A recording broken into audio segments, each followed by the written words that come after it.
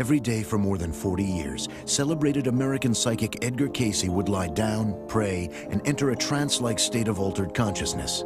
In this state, Cayce diagnosed illnesses in medical terms he knew nothing of awake. He described distant events as they were happening, talked of past lives and incarnations in the fabled Atlantis. He predicted the stock market crash of 1929, the fall of communism, and warned of cataclysmic earth changes that would send cities tumbling into the sea. Through thousands of his readings, as they are called, Edgar Cayce has become the most documented psychic of the 20th century.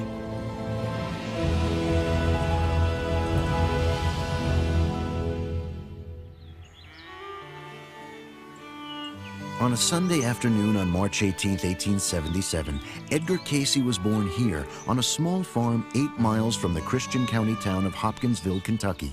He was the second child of Leslie and Carrie Cayce, but the first to live. A daughter born 2 years earlier hadn't survived her first birthday. Edgar was particularly close with his grandparents, Sarah and Thomas Jefferson Cayce. On a hot summer day in June 1881, Edgar, age 4, witnessed his grandfather's tragic death. They had been riding horseback when they came upon this pond near the farm. Edgar was let down, and his grandfather rode in to cool the animal. The horse was scared by something and threw the grandfather off. He had his foot caught in the stirrup and drowned before anybody could get there, and Edgar witnessed that. He was on the bank. Edgar claimed he was visited often by his dead grandfather in a barn where the tobacco crops were fired. Edgar said he would tell him stories about the Civil War and let him stroke his chin whiskers. These stories brought ridicule from some, but Edgar's mother and grandmother wouldn't allow him to be ashamed of his ability to see what others did not. At the age of 7, Edgar began his schooling in this one-room schoolhouse. In his own words, he was a dull student. But then he found a book that interested him, a gift Bible from his parents. He began studying it and soon was inspired to read it once through for every year of his life. You read it every day. You have to read it every day to go through the whole Bible in a year. And he went through that Bible at least 67 or 68 times, at least that many times that he read it. And how many of us can tell we've went through the Bible one time? Not a bad book to know about. In May of 1890, at age 13, Edgar's life changed forever. Already a baptized member of the Disciples of Christ Church, Edgar visited his favorite retreat in the woods near his home to reread the story of Samson and the vision of Manoah. That night, after Edgar prayed for the ability to help his fellow man, he received a vision of his own. He wrote later, "A glorious light as the rising morning sun seemed to fill the whole room, and a figure appeared at the foot of my bed, an angel or what I knew not. Patiently it said, 'Thy prayers are heard, you will have your wish. Remain faithful, be true to yourself. Help the sick, the afflicted.'" The next day, Edgar was in a daze at school, preoccupied with his vision. He was kept after class for repeatedly misspelling the word cabin. That night, his father tutored Edgar so late that the boy finally begged for a 5-minute break. He just felt that if he could just sleep on that book a few minutes, he would know it better. So his father, my grandfather, said, "All right, you try it, and I'll be back in 5 minutes." And about 5 minutes later, he came back, and Dad knew every word in the book, which page it was on. And from then on, he just began sleeping on his books, and he became a rather bright student from an average student. How Edgar learned his lessons this way was a mystery. At the very least, he had developed some sort of photographic memory. He used this ability to land a job at a bookstore by memorizing their sales catalog cover to cover. In 1892, excitement swept Christian County. Former resident Adlai E. Stevenson was Grover Cleveland's running mate. A day before a victory celebration in Hopkinsville, Edgar received a schoolyard injury when a baseball struck his spine. Later that day, he behaved wildly in class, shrieking with laughter. On the way home, he stood in the street and stopped traffic. That night, Edgar mystified his parents by giving detailed instructions for an herb poultice to be applied to his spinal injury while he slept. In the morning, he remembered nothing of his accident or strange behavior. But now neighbors began to talk, including a local doctor, the father of a young girl Edgar was smitten with. He led Edgar to believe that he was in danger of going insane, which seems to me the ultimate in cruelty for a doctor to say that to a boy. Some believe Edgar's psychic powers had been triggered by these boyhood incidences. But before she died, Edgar's grandmother hinted that her husband had powers too, that he could move tables and chairs with his mind. But Edgar had little time to ponder these mysteries. In 1893, at age 16, he was forced to leave school after completing only 8 grades and go to work in the fields. His father, who preferred the lofty title, the Squire, was barely keeping the family from poverty. My father remembered the Squire, and he said that he would always have a clean bib, clean shirt on and tie, and well shaven. And he would just look like he was worth $1 million, but he wasn't. Soon the Cayce family quit the farm entirely to try their luck in town. They moved to this house in Hopkinsville. In 1895, when Edgar was 18, he fell in love with the prettiest young girl in town. Her name was Gertrude Evans. She was patrician, he was a farm boy. It was an unlikely match. They were both people of faith, and they connected there. She saw in him idealism, beautiful idealism. She saw in him integrity. He was not phony. I think she saw in him adventure. Edgar didn't wait long to ask for her hand in marriage, and Gertrude happily accepted. The wedding, however, would have to wait until Edgar found a better-paying job. In 1900, Edgar and his father began working as traveling insurance agents, but the business seemed doomed to fail. Edgar caught cold and suddenly lost his voice. Unable to pitch his product, he returned to Hopkinsville and took a job that didn't require him to speak: apprentice photographer. It was immediately clear in photographs of the town and of his favorite model, fiancée Gertrude, that Edgar had found a talent. But after 10 months of unsuccessful medical treatments, Cayce was still without his normal speaking voice. He had lost all hope for a cure. He tried everything. None of the doctors seemed able to help him. And the hypnotist in town, hypnotism was kind of a fad then. And somebody suggested trying hypnotism. Intrigued, Edgar arranged a meeting with a local hypnotist named Al Lane. He would never forget the date, March 31st, 1901. It was on a Sunday afternoon, and that after church, and that Al Lane came out to the house on West 7th Street, and they went into the dining room and closed the doors. Edgar was instructed on self-hypnosis and with surprising ease put himself to sleep. Lane gave him the hypnotic suggestion that he speak in a normal tone of voice. After a minute, he began to mumble. Then, to everyone's shock, Edgar said in a clear, unafflicted voice, "Yes, we can see the body." And he described the condition that he had. There was a circulatory problem in his throat, and it was said that it could be corrected by suggestion. Cayce was given the hypnotic suggestion that his circulation returned to normal. After a moment, he sat up and spat blood. I don't say he was cured, but he was better at that respect. And cousin Sarah, who I talked to before she died, that was Edgar's sister, youngest sister, said that they would not let her in the room, but she peeked through the keyhole and saw it happen. Edgar was elated, but not for long. His throat ailment, called aphonia, returned several times over the next year. Each time, Lane would conduct the reading, as he called it, and restore Edgar's voice. Lane, a mail-order osteopath, began to wonder if Edgar could diagnose other patients' ailments as well. He convinced Cayce to try.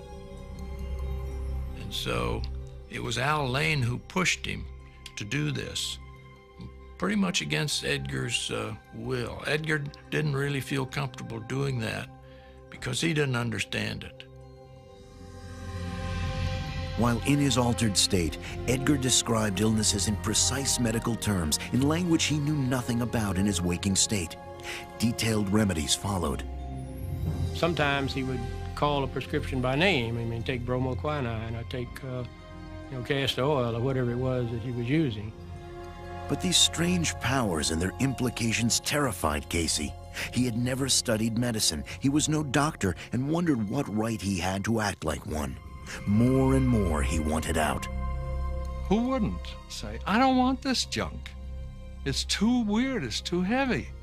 I don't want to see all this stuff or feel this kind of stuff or feel responsible for it. When a job opened up at a bookstore in Bowling Green, 30 miles from home, Edgar jumped at the chance. There he joined the nearby church and began teaching Sunday school, something he had done since his early teens. At 22, there was only one thing he missed back in Hopkinsville: his bride-to-be.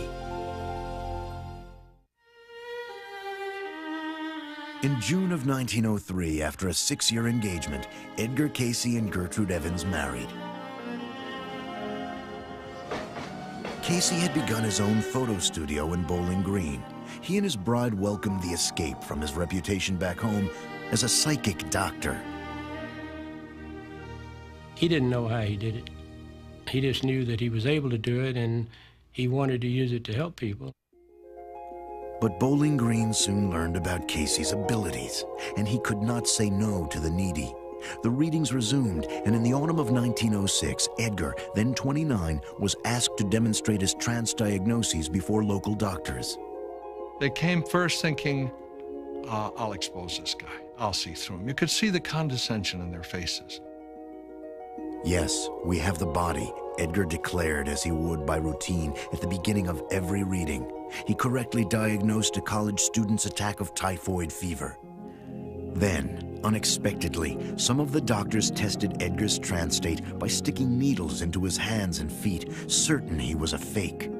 Cayce never flinched or bled, but when he awoke, he vowed angrily never again to be anyone's experiment. Slowly, he began to learn that there weren't that many who really cared. A lot of people wanted to use him. Not many wanted to listen. Edgar's safe haven had always been the church. Now he wondered, as did his fellow churchgoers, whether his gift was a blessing or a curse. Evidently, some of the people in the congregation really got upset, that thought that this character was teaching Sunday school to their children on Sunday morning. Edgar was accused of the church's worst offense, heresy. Though he was later declared innocent, it was a painful experience for Cayce. In response, he worked harder than ever, adding a second studio and taking on consignment $40,000 worth of art from New York. Business was so good that Edgar and Gertrude planned on building their own home with the profits. Then, disaster struck. 2 days before Christmas 1906, fire destroyed the studio. The unsold New York artwork would plunge Edgar $8,000 in debt. Incredibly, another fire would strike his second studio within the year. Edgar needed some good fortune. It came in a 9.5-pound bundle. Hugh Lynn Cayce was born in March of 1907. Edgar, the new father, eventually paid all his debts, but was forced to move in with Gertrude's disappointed family back in Hopkinsville. There, his father introduced him to homeopathic practitioner Dr. Wesley Ketchum. Ketchum was pretty much a promoter, and he wrote a paper that was read at a big clinical medical society in Boston. The New York Times covered this and gave Edgar a full-page treatment, which is hard to imagine these days. The Times article, trumpeting Cayce as an illiterate, was widely read. Soon, over 10,000 letters requesting readings were sent to Edgar by the chronically ill or those who had lost hope with conventional doctors. Many sent money, though Cayce had never charged for a reading before.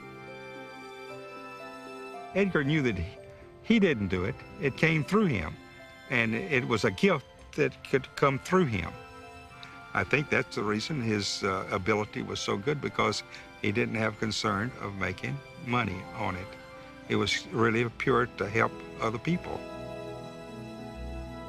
Ketchum offered to finance a photo studio in return for Edgar's readings. The time had arrived to decide how to use these powers. After a sleepless night, Edgar agreed, but on his own terms. His father would conduct the readings and a stenographer record them for later review. And the money, nearly $2,000, would be sent back until services were rendered. Edgar's course was set. I noticed on one occasion, he said, some people ask me whether I'm a spiritualist or whether I'm a medium. And he said, I guess the term for me is a psychic, but I really think of myself as a man of God. Cayce settled into a routine of giving 2 readings a day, lasting approximately 45 minutes each. It wasn't anything weird, as a lot of people would think. Dad would simply lie down on a couch or bed. He had a couch in his office. If he had a tie on, he would loosen his tie and just cross his hands over his stomach and just lay back and relax.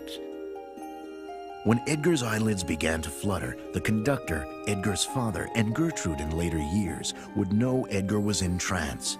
The suggestion was then given, the name of the person and where they would be at the time of the reading. Now, the person could be in the room, or he could be in another state or another city. It didn't matter. I remember one time he had a reading on a man who was supposed to be in an apartment in New York. Dad lay there a minute and says, we do not have the body. I said, he's not here. I said, he's on a bus coming across town. I said, there was a traffic accident. The bus is late. I said, he'll be here in a minute. We'll wait. And all of a sudden, he said, he's come in now. A call to the man in New York later verified everything Cayce had said. Now, there's a beautiful piece of clairvoyance, of something that somebody couldn't have anticipated that would, seems to me, point to the accuracy of his readings. From his sleep state, Cayce demonstrated a remarkable knowledge of anatomy, as if he were looking right into the patient's body.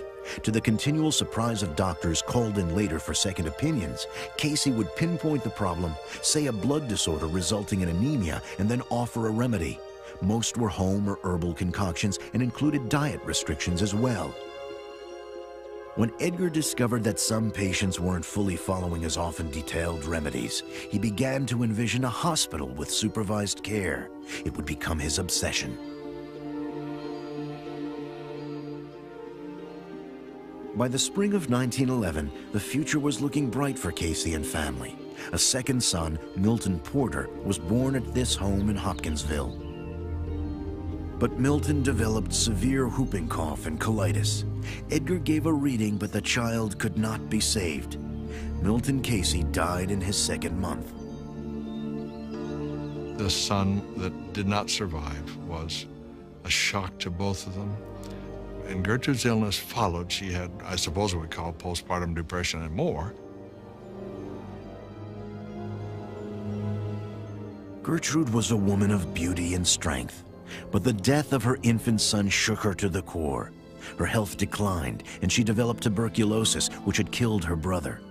After doctors gave her a week to live, she appealed to Edgar for a reading.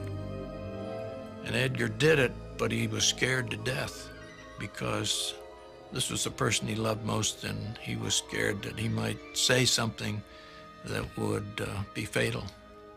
Turned out just the opposite.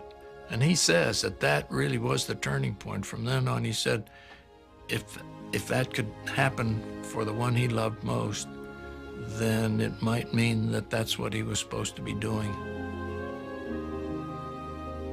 Gertrude fully recovered, her health monitored by what Edgar called check readings. But his newfound faith was betrayed by, of all people, his own father and Dr. Ketchum. When Edgar in trance asked any questions, as he always would, they began to ask for tips on the commodities market and even on horse races. He began to discover that they were playing games with him. He became very angry, and he terminated his relationship with them and even left town. His father's betrayal would take years to reconcile. Selma, Alabama offered refuge for the Cayces, and Edgar opened a new studio, the Cayce Art Company. But his unusual powers would once again be needed by 6-year-old son Hugh Lynn. It wasn't until my brother dropped a match in a partially filled can of flashlight powder and burned his eyes real badly, and the doctor said he'd never see again, and that's when he started giving readings again. After doctors insisted that one of Hugh Lynn's badly burned eyes be removed, Edgar gave a reading. A seemingly dangerous remedy of a tannic acid solution saved his son's sight. The Cayces welcomed another son, Edgar Evans, in 1918 as the First World War raged in Europe. Edgar had seen many of his former Sunday school pupils go off to fight. Now 40, he was beginning to feel old, but his dream of building a hospital seemed more urgent than ever. At the end of World War I, this was kicked him into the whole hospital venture. He discovered that his readings could outline treatments for shell-shock veterans, and nobody else knew what to do with them. There were a lot of them, and those who followed his instructions got better.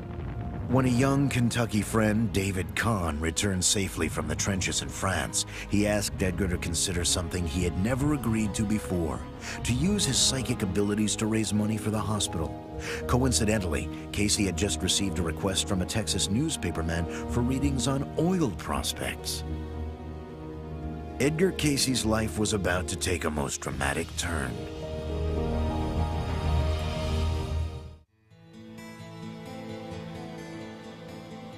In 1920, Edgar Cayce and friend David Kahn had visions of making millions as wildcatters, with their oil profits funding Edgar's dream hospital project. But these would be some of the toughest years of Cayce's life.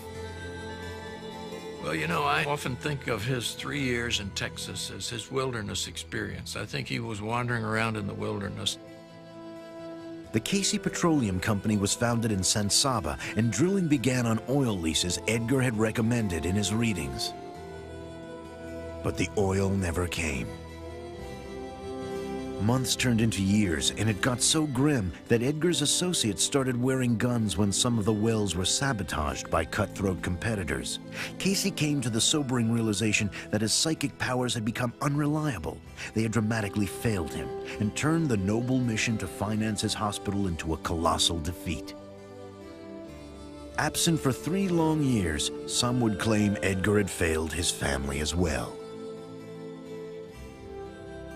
Certainly to put my grandfather on a pedestal as someone without human frailties, or someone that had all-knowing abilities and never make mistakes with his readings, that was not the Edgar Cayce that I have come to understand.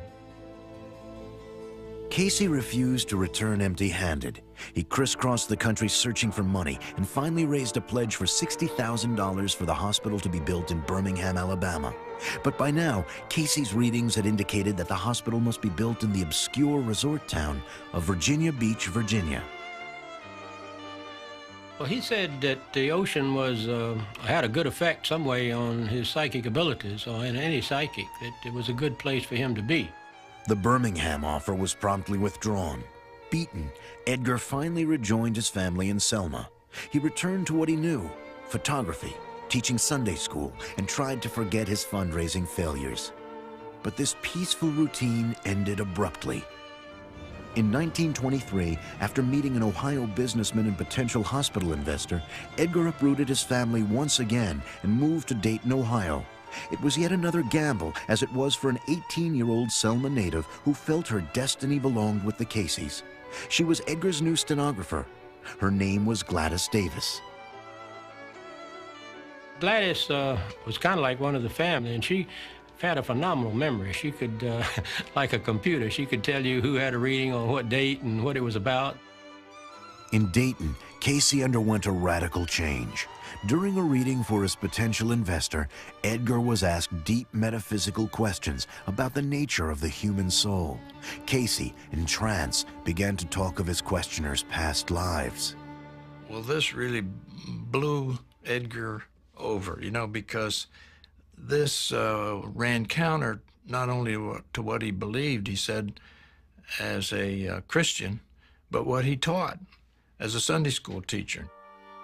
Edgar knew the Gospels well and wondered why the Bible never mentioned reincarnation, if indeed it was real.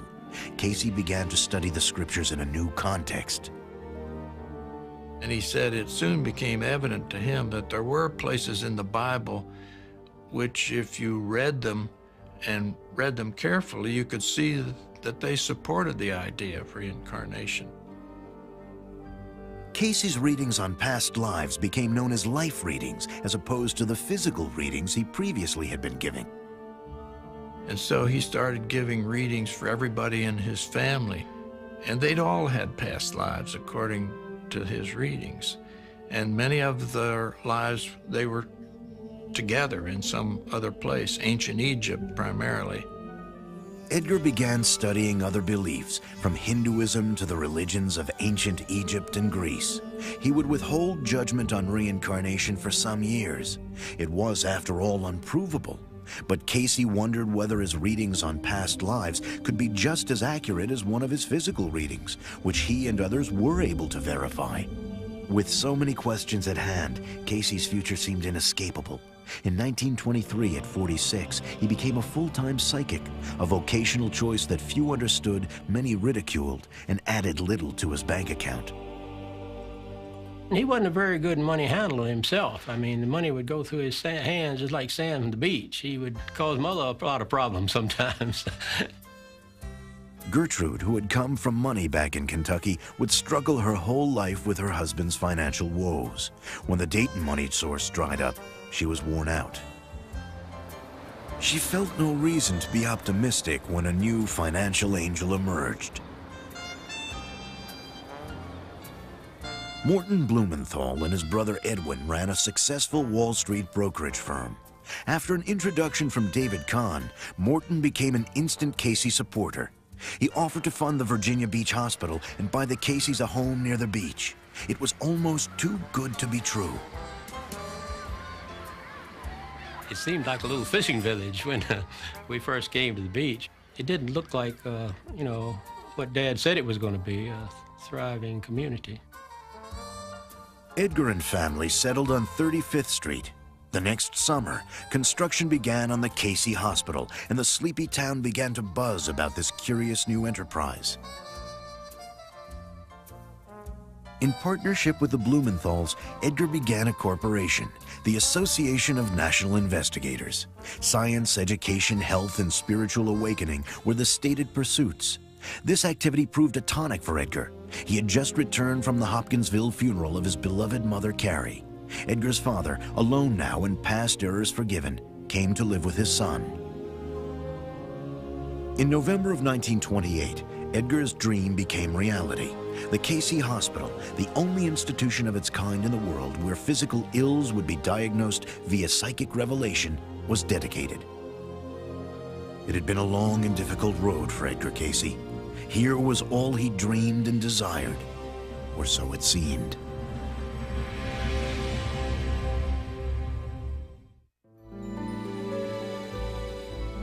In early 1929, after years of hard work, Edgar Cayce saw his hospital accept its first patient.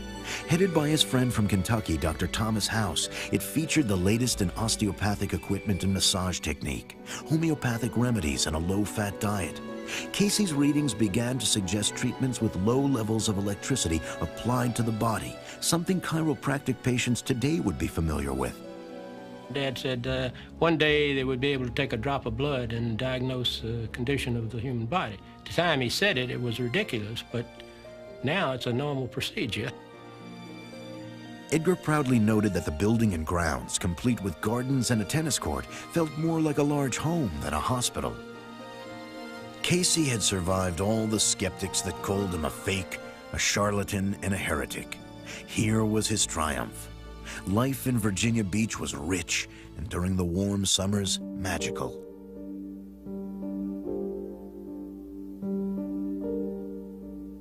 And everybody at the beach used to call him Doc because they thought he was a doctor, but he liked to garden, he liked to fish.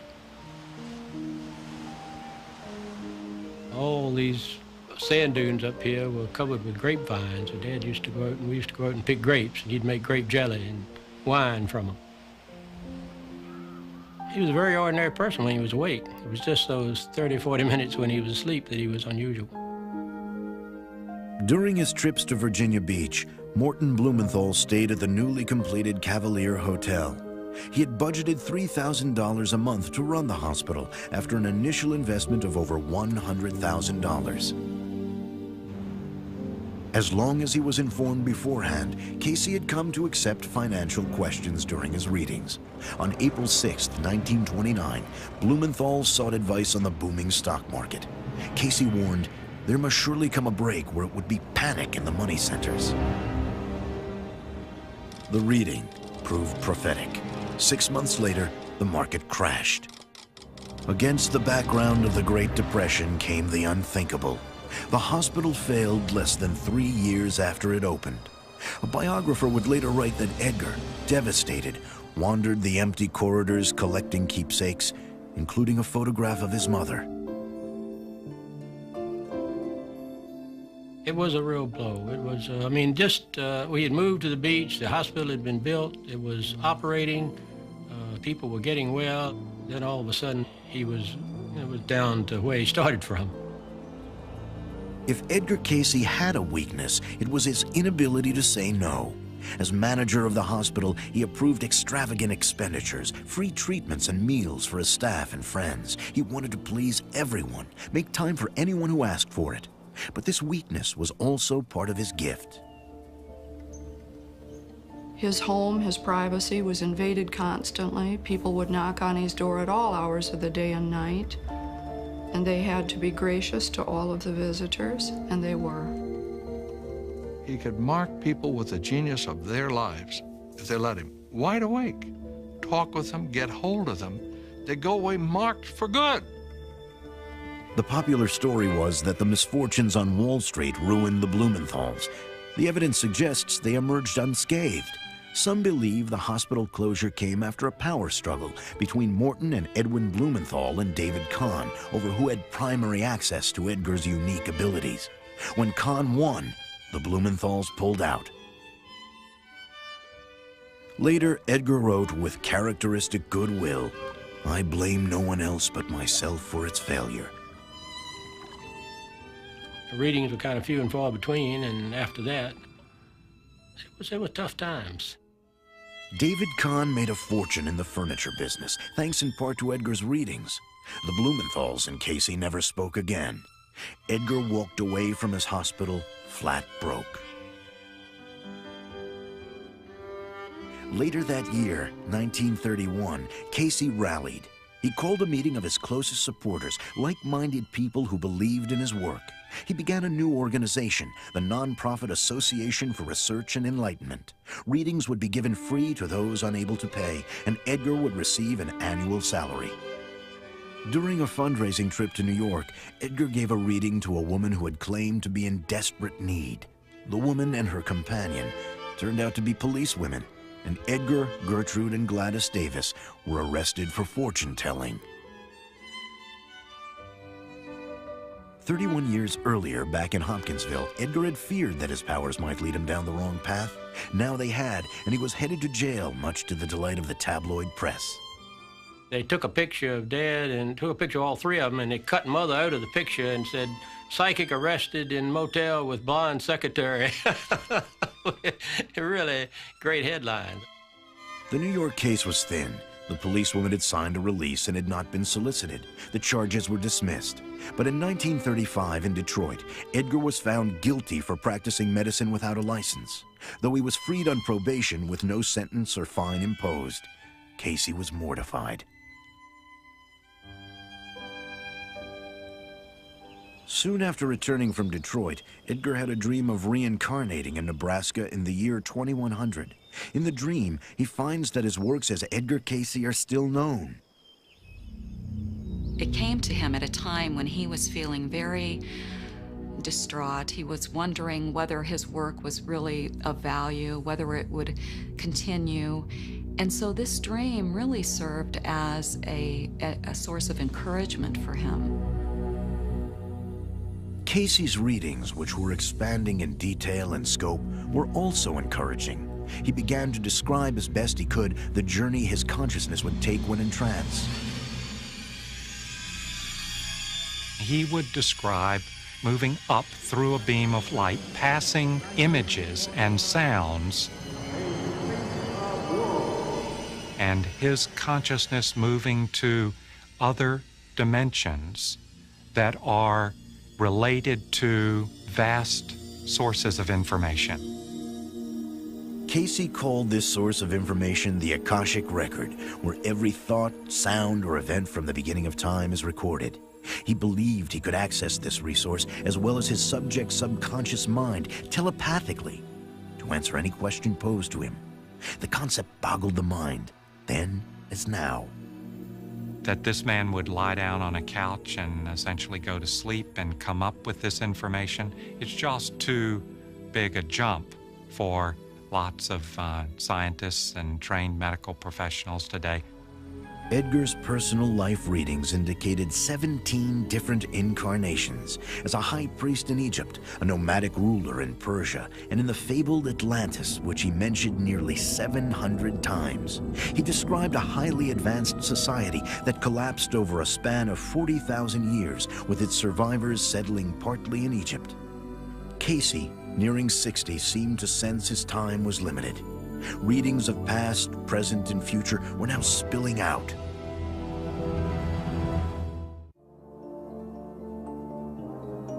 By the mid-1930s, Edgar Cayce had gained a loyal following as a gifted psychic. Skeptics could say he made the whole thing up, but the hundreds of verified physical readings were difficult to dispute. He was right about the crash of 29, and in 1935 predicted the Japanese would join Germany and Austria as a world threat, a bizarre idea at the time. But some readings were so astonishing that even supporters had difficulty grasping them. Cayce said the Earth's poles would shift in 1936, resulting in massive geological changes. Cayce predicted flooding would destroy cities on both coasts of North America, and new land, the sunken remnants of Atlantis, would dramatically appear off Florida by 1969. The stuff about Atlantis was hard to verify, and it's possible that his mind slipped, that he didn't have a good filter. I don't think this was an area of Edgar Cayce's readings that was especially fruitful or especially accurate. Cayce had no apology for the limits of his psychic ability, why he was accurate in one instance and not in another. Though he continued to make world predictions, he never considered himself a prophet. I don't think he was a prophet as such. I mean, he did make statements about the future, but he always said the future is not fixed. You know, we can change it.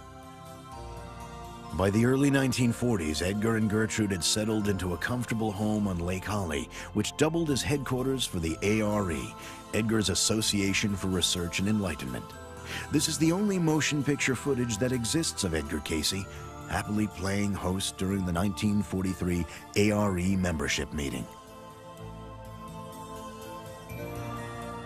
Though thousands of Cayce's readings were transcribed, only one audio recording survives. In a reading on his own health, Cayce, a lifelong smoker, is asked if he should cut down on his smoking.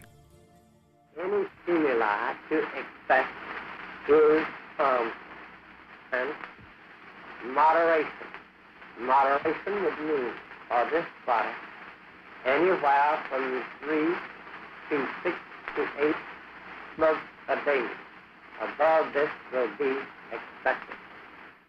Cayce's own health would suffer not only from smoking, but from giving too many readings. For most of his adult years, Edgar gave 2 readings a day. That all changed with the publication of a Cayce biography by Thomas Shagru, a friend of Cayce's son Hugh Lynn. It was titled, "There is a River," from Edgar's favorite Psalm 46. There is a river, the streams thereof make glad the city of God. Meaning that not river, as we say, but a stream of thought, a stream of consciousness that Edgar tapped. The book, together with an article in Coronet magazine, made Cayce a celebrity of sorts. It brought in thousands of requests for readings and some rather amusing propositions. Men wanted to take him to Washington and Wall Street. Women wanted to take him to bed, bear his child for the good of humanity. It was never easy. June and I were posted to guard his hotel room in New York from the women admirers. In 1943, author Harmon Brough and his fiancée June worked in Cayce's office, answering the voluminous mail. I helped to open some of those letters, and to see the pain in them was almost staggering. It was heartbreaking. The letters came from the terminally ill and from families looking for clues about their sons missing in action overseas. Once again, Edgar could not say no. He began giving as many as 8 readings a day, over 1,300 between June of 1943 and June of 44. Each seemed to take a little more out of the 66-year-old Cayce. He felt like he had to help those people. He knew he couldn't do it, and yet he felt like he had to do it, I guess, and it killed him. In August 1944, Edgar collapsed from overwork. He gave one final reading for himself. It advised rest until well or dead. The Cayces went to the mountains of Virginia to recuperate, but Edgar soon suffered a stroke. May Sinclair, a Cayce office worker, visited them and felt as others did, that Edgar belonged back at the beach. He said to me with a tear in his voice, "Why did you come?" And I said, "I came to take you home."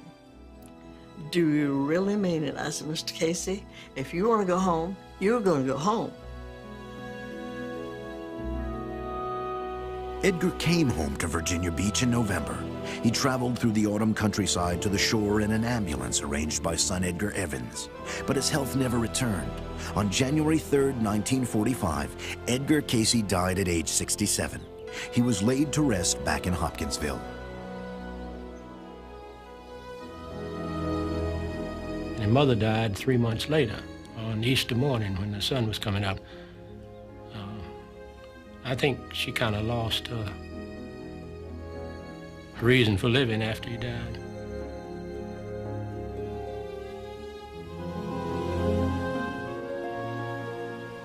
Edgar Cayce left over 14,000 documented readings on health, philosophy, religion, business, past lives, and future events. No other psychic left such an extensive record, but many feel the word psychic is inadequate when describing Edgar Cayce. I think Mr. Cayce has given us a definition of a human being, of what a human being really is, that we truly are one, body, mind, and spirit, and that we do create our own reality. If Edgar Cayce did what he did, there is more to us than a physical body. That immediately has implications for the age-old questions of humanity. Who are we? What's the purpose of life? What happens to us when we die? All of that. Cayce's legacy, the Association for Research and Enlightenment, has continued to grow and attract visitors from around the world. Hundreds of books in 18 languages examine the life and work of the most renowned psychic of our time. In the end, Cayce left perhaps the most daring of challenges. He said, "I don't do anything you can't do, if you're willing to pay the price."